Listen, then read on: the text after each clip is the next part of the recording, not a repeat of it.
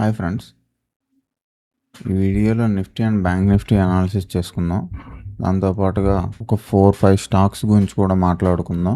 ఇక్కడ నిఫ్టీ గురించి మాట్లాడుకుంటే నిఫ్టీ ఫార్మేషన్ అనేది నెగిటివ్ ఫార్మేషన్లో కనిపిస్తూ ఉంది. నిన్న వీడియోలో చెప్పాను ఏమనంటే మోస్ట్లీ మార్కెట్ అనేది లోవర్ లెవెల్లో ఉన్న లిక్విడిటీని తీసుకుని పైకి వచ్చి మళ్ళీ ఫాలో అయ్యే అవకాశం ఉంటుందని చెప్పాను. ఒకసారి వీడియో చూస్తే మీకే అర్థమవుద్ది. ఈ క్యాండిల్ యొక్క హైని బ్రేక్ చేయనంత వరకు మార్కెట్ అనేది అప్ మూవ్ చూపించదు, డౌన్ మూవ్లోనే మార్కెట్ వెళ్ళొచ్చు. ఈ లోవర్ లెవెల్లో ఉన్న లిక్విడిటీని కూడా తీసుకోవచ్చు, గ్యాప్ని కూడా ఫిల్ చేసే అవకాశం ఉండొచ్చు.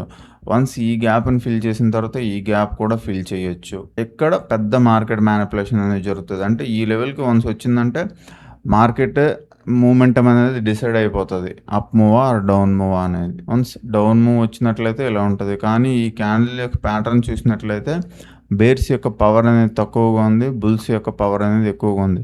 కానీ ఎప్పుడైనా సరే చాలాసార్లు నేను చూసిన క్యాండిల్ స్టిక్ ప్యాటర్న్స్లో ఇటువంటి ప్యాటర్న్స్ ఎప్పుడైనా వచ్చినప్పుడు మార్కెట్లో ఒక పెద్ద రెడ్ క్యాండిల్ పడుద్ది. రెడ్ క్యాండిల్ పడిన తర్వాత పెద్ద విక్లా మళ్ళీ ఒక డోజీలా ఇన్వర్టెడ్ హ్యామర్లా ఒక హ్యామర్ వస్తుంది, పెద్ద క్యాండిల్, విక్ క్యాండిల్ అంటే ఇటువంటి క్యాండిల్ వస్తుంది. ఆ తర్వాత మార్కెట్ చాలా స్పీడ్గా అప్ మూవ్ చూపిస్తుంది, హైని కూడా బ్రేక్ చేస్తుంది. అంటే నార్మల్ స్టాక్స్లో ఇలానే జరుగుతూ ఉంటుంది. ఇప్పుడు దీంట్లో ఎలా జరుగుద్ది అంటే ఈ రోజు ఎక్స్పైరీ కాబట్టి మన సైకాలజీ ఆధారంగా మాట్లాడుకుందాం. ఎక్స్పైరీలో ఎప్పుడైనా సరే ట్రెండ్కి ఆపోజిట్ మూవ్ చూపించే అవకాశం ఉంటుంది. ట్రెండ్ డౌన్ ట్రెండ్లో ఉంది, ఇక్కడ నుంచి ఆపోజిట్ మూవ్ చూపించే అవకాశం కూడా ఉండొచ్చు. నెంబర్ 1 థింగ్ సైకాలజీ ఆధారంగా ఇక్కడ నుంచి కొంచెం గ్యాప్ పోయి ఈ లెవెల్లో ఇక్కడ నుంచి ఒక పెద్ద గ్రీన్ క్యాండిల్ అయినా పడాలి, లేకపోతే ఈ లెవెల్ని బ్రేక్ చేయకుండా ట్రెండ్ అని ఫాలో చేస్తూ ఒక పెద్ద రెడ్ క్యాండిల్ అయినా పడాలి. ట్రెండ్కి ఆపోజిట్గా మూవ్ చూపించాల్సినటువంటి ఎక్స్పైరీ డే రోజు ట్రెండ్ని ఫాలో చేస్తుందంటే ఒక్క రోజుతో మాత్రం మార్కెట్ ఆగదు, ఇంకా మూమెంటం ఈ లెవెల్స్ వరకు వచ్చే అవకాశం ఉండొచ్చు. మనం గ్యారంటీ చెప్పట్లేదు ఇక్కడ, ఎందుకంటే సైకాలజీ పాయింట్ అది. రెడ్ క్యాండిల్ అయినా పడాలి, లేకపోతే ఈ లెవెల్ వరకు వచ్చి ఈ లెవెల్ వరకు వచ్చి రీటెస్ట్ అయ్యి ఇక్కడ నుంచి ఒక పెద్ద వీక్తో ఒక క్యాండిల్ అయినా పడాలి.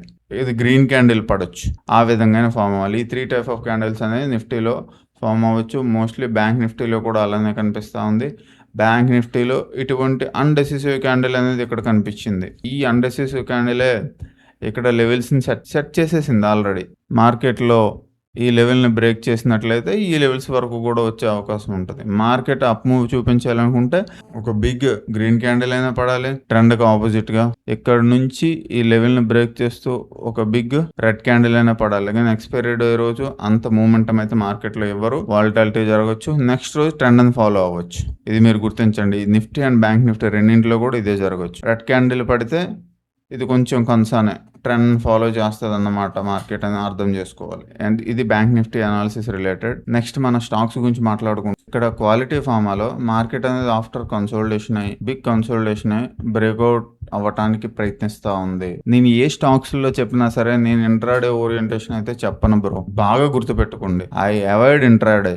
మీరు కూడా ఇంట్రాడేని అవాయిడ్ చేయండి, ఎందుకంటే మార్కెట్లో 1 డేలో ఒక స్టాక్లో మ్యానిపులేషన్ చేయాలనుకుంటే బిగ్ పీపుల్స్కి ఇది పెద్ద పని ఏం కాదు. కిందకి మీదకి జడిపించేస్తారు, మన స్టాప్ లాస్ని దద్దలాడించేస్తారు. వాళ్ళకి పెద్ద పని ఏం కాదు. నేను 1 డే ట్రేడింగ్, ఇంట్రాడే ట్రేడింగ్ గురించి అస్సలు మాట్లాడను, మీరు అది గుర్తించండి. Quality power electrical equipment limited. ఇక్కడ మార్కెట్ అనేది ట్రెండ్ లైన్ కంటే గ్యాప్ అప్లో ఓపెన్ అయింది అంటే అప్పటిసరి ఉంటుంది. ఈ స్టాక్లో గ్యాప్ అప్లో ఓపెన్ అయ్యి ఈ లోన్ రీటెస్ట్ చేసి పైకి వెళ్ళడానికి ప్రయత్నిస్తూ ఉంది. మార్కెట్లో ఈ లోన్ బ్రేక్ చేసినట్లయితే డౌన్ ఫాల్ రావచ్చు, లేకపోతే ఈ లోన్ రెస్పెక్ట్ చేస్తూ మూవ్ చూపించినట్లయితే అప్ మూవ్ చూపించే అవకాశం ఉంటుంది. As for technical analysis, only technical analysis. ఎందుకంటే ఇక్కడ మార్కెట్లో మనం అనుకున్నటువంటి ట్రెండ్ని ఫాలో చేసే స్టాక్స్ అనేవి రైట్ మూవే చూపిస్తాయని మనం చెప్పుకుంటాం కదా. లోస్ని రెస్పెక్ట్ చేస్తూ వెళ్ళింది, ఇక్కడ వరకు లోన్ రెస్పెక్ట్ చేసింది, ఇక్కడ లిక్విడిటీ తీసుకుంది అంటే ఇక్కడ ఉన్నటువంటి బయ్యర్స్ని బయటికి పంపించి ఈ గ్యాప్ను ఫిల్ చేసి మార్కెట్ అనేది అప్ మూవ్ చూపించడానికి ప్రయత్నిస్తుంది. ఇక్కడ నుంచి అప్ మూవ్ చూపించడానికి ప్రయత్నించిన ప్రతిసారి లోని రెస్పెక్ట్ చేస్తూ మార్కెట్ పైకి వెళ్ళింది. ఇదంతా ఎందుకు బ్రో నాకు అని అంటారా? ఈ లెవెల్ని బ్రేక్ చేసినట్లయితే డౌన్ మూవ్ చూపించవచ్చు, ఈ లెవెల్ని రెస్పెక్ట్ చేసినంత వరకు కూడా మూమెంటం చూపించవచ్చు ఈ స్టాక్లో.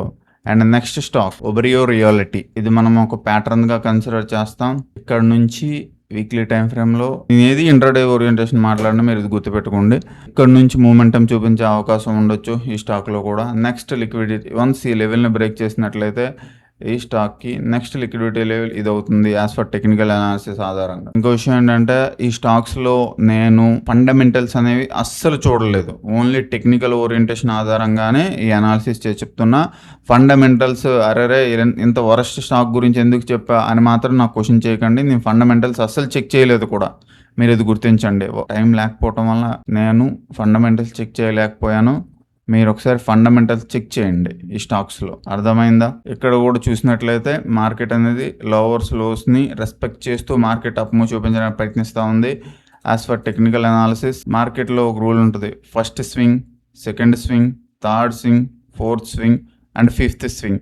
మార్కెట్ అనేది 1 2 3 4 5 అంటే 5 స్వింగ్స్ అనేవి ఒకే జోన్లో జరిగాయి. ఇన్ని స్వింగ్స్ ఒక జోన్లో మార్కెట్లో జరిగేటప్పుడు ఈ జోన్ని బ్రేక్అవుట్ చేసే అవకాశం ఉంటుంది, అప్ మూవ్ అయినా ఆ డౌన్ మూవ్ అయినా. అండ్ ఇక్కడ చార్ట్ ఏం చూపిస్తుంది మనకి, దాని ఆధారంగా మీరే నిర్ణయించండి, అర్థమైందా? ఇక్కడ సైకాలజీ కూడా చెప్పాను నేను. ఈ స్టాక్ అనేది ఈ యొక్క లెవెల్ని బ్రేక్ చేసినట్లయితే డౌన్ మూవ్ చూపించవచ్చు, ఈ లెవెల్ కంటే పైన ఉంటే మూమెంటం చూపించే అవకాశం ఉంటుంది. అండ్ నెక్స్ట్ స్టాక్ నెట్వర్క్ టెక్నాలజీస్లో ఇటువంటి ప్యాటర్న్ చూపించింది.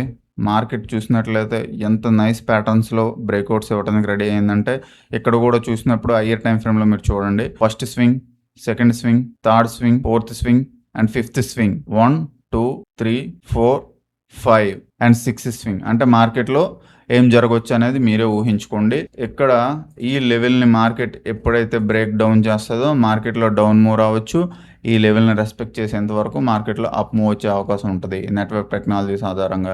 అండ్ ఇక్కడ చూసినట్లయితే హయ్యర్ టైం ఫ్రేమ్లో ఎక్కడి నుంచి అయితే ఈ యొక్క ట్రెండ్ స్టార్ట్ అయిందో అక్కడ నుంచి ఉన్న లోవర్ లోస్ని మార్కెట్ రెస్పెక్ట్ చేస్తూ పైకి వెళ్ళింది. ఫస్ట్లో రెస్పెక్ట్ చేసింది, ఇక్కడ లిక్విడిటీ తీసుకుంది, ఇక్కడ లోన్ రెస్పెక్ట్ చేసింది అండ్ సపోర్ట్ను కూడా తీసుకొని పైకి వెళ్ళింది. అండ్ నెక్స్ట్ మళ్ళీ వచ్చింది ఈ యొక్క లోని రీటెస్ట్ అయింది. ఎక్కడ మళ్ళీ లిక్విడిటీ తీసుకోలేదు మార్కెట్ అనేది, తీసుకోకుండానే మార్కెట్ పైకి వెళ్ళింది. అంటే మీరు అర్థం చేసుకోండి నెక్స్ట్ ఏం జరగచ్చు అన్నది. నేను పెట్టినటువంటి లైన్ని బ్రేక్ చేసినట్లయితే మీరు అక్కడ నుంచి డౌన్ మూవ్ వస్తుందని అర్థం చేసుకోండి.